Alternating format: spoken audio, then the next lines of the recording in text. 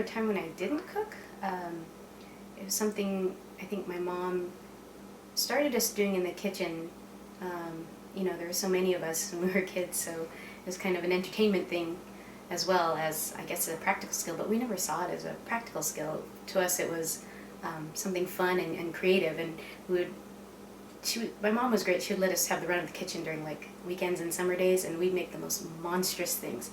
And she would, you know, pretty dutifully taste everything, and we always saved some for Dad. And my poor father, he ate everything. He at least tried everything we put in front of him. I studied Victorian literature in university, so of course, you know, a lot of food, a lot of books that talk about food, and the Yorkshire pudding was always something that I knew about. But I don't think I've had an actual one until late into my adult life. And I think probably when I met my husband and he kind of gave me the whole story about the origins of the Yorkshire pudding, I did a little research into it and found some cookbooks and stuff. I think that's when I knew about the true Yorkshire pudding. Okay, so today I'm going to make Yorkshire puds with a spin on it. These cook at a really high temperature, 425. Alright, so while that's heating, I'm going to prep my pan. Yorkshire puddings originally were cooked in the hot beef fat. So to mimic that, I'm just going to use a little bit of butter. So I'm going to divide 4 tablespoons of butter into 12 equal pieces. Put a little piece in each, let that get nice and hot and bubbly, pour the batter in, and then we'll cook.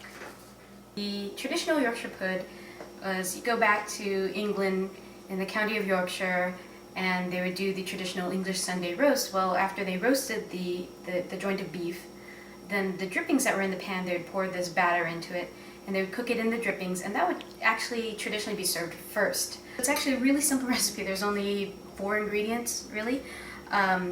Milk, eggs, flour, and salt, which is the basis for a bazillion different things, but what makes this different is that it's cooked in a really hot oven, in a really hot fat, and it rises up, it gets puffy and crispy and delicious. So we're going to start by pouring out our milk. I like to mix it in this large cup because it has a spout here, so it makes it easier to pour.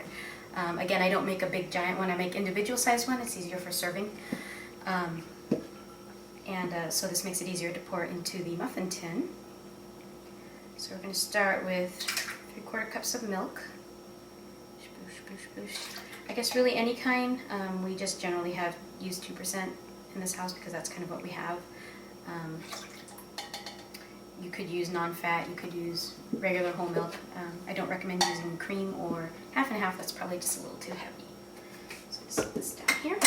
Alright, so as you know, you always put your liquids in first. So I've got my milk, I've got 3 eggs. I'm going to very carefully put in so I don't get any shells in. Okay, and we do use whole eggs.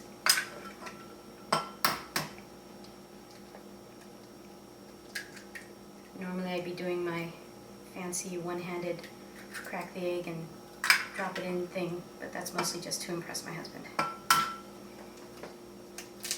It's really better to be as careful as possible so that you don't get any shells in there, because once you pour it in, mix in the eggs with everything else, you're kind of stuck, right?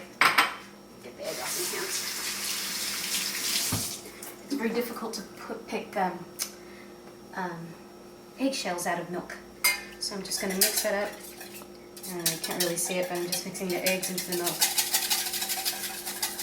I'm not trying to overbeat it, just kind of mix it. You know, break the yolks until it's a nice yellowy color. Starting to look kind of like custard. It's essentially like kind of a cross between a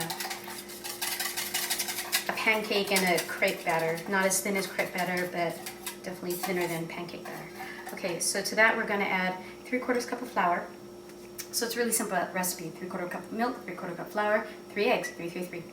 And I'm going to do this a bit at a time, just so I can, it's easier to get the flour to blend this way.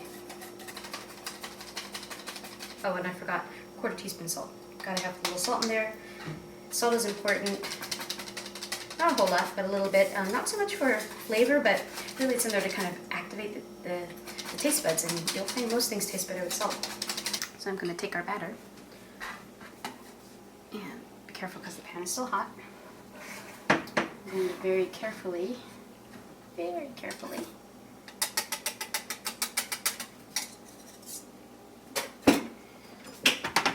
the batter. So you're going to fill it about half full. Maybe a little bit more. Depends on how big you like them.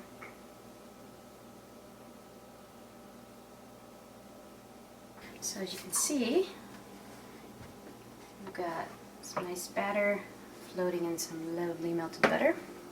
And we're going to stick it in our oven, middle rack. And it's going to be in there for about 20 minutes, although after about 18 minutes you should start keeping your eye on it. What's going to happen is they're going to puff up and become golden brown. When you take them out, they sink a little in the middle and it gives them this nice uneven look, but they're really crispy and delicious. Alright, so these are going to be in for about 20 minutes, although I'd start taking a look at it about 18 minutes in, and then just check on it. Basically, you're going to want to look for them to become really big and puffy and golden. When you take them out, they sink a little, but then they're all nice and crispy on the edges, and they're just delicious. Let's take a look at them. Pretty, pretty. So yeah, see how they're golden brown and puffy? I think these are just about right.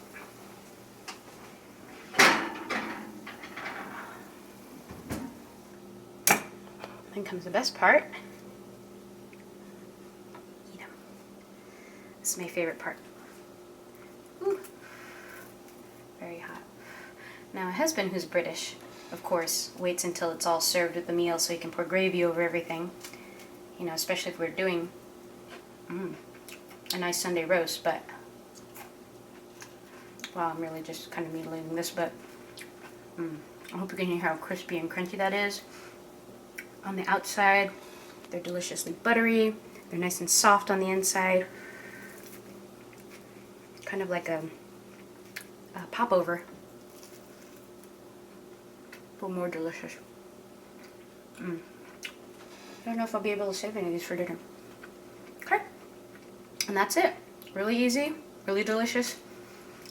Makes my British husband very happy. Hope you enjoyed.